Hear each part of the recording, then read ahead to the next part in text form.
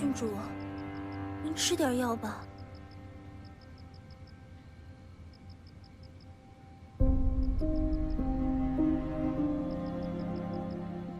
若轩，陛下要我带句话，你听不听？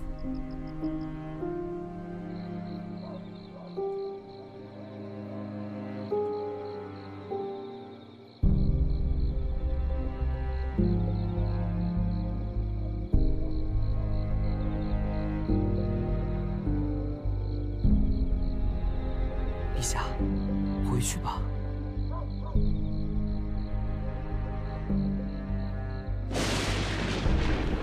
陛下，要下雨了，咱们回去吧。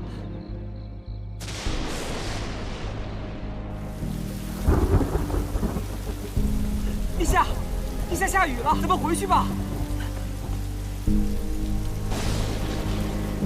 陛下，陛下，陛下，咱们回去吧。陛下。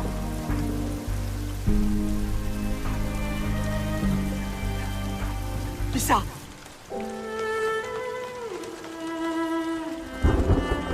陛下，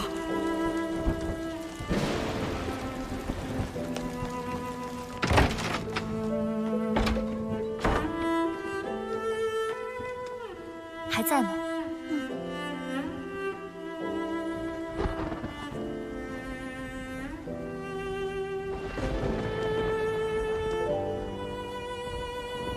若轩。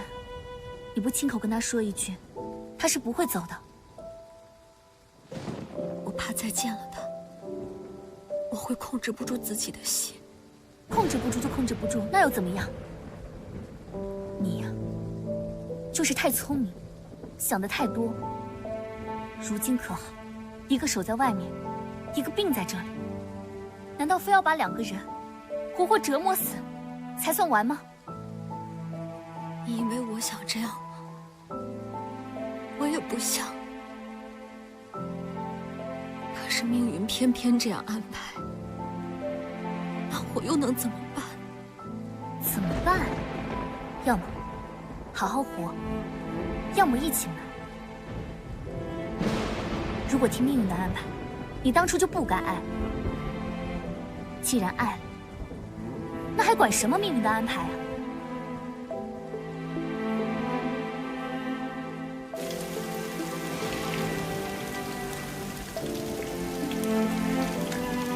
开门！开门！开门！开门啊！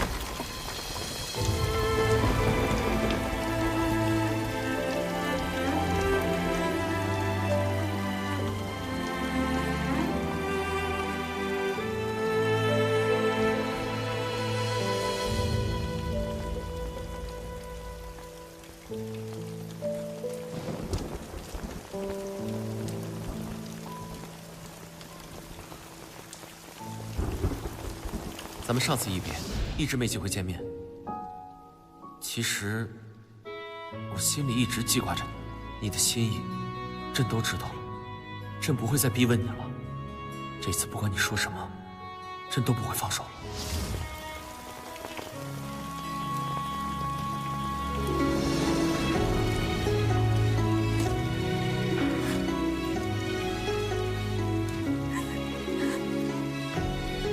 咱们逃吧，逃不掉就死在一起。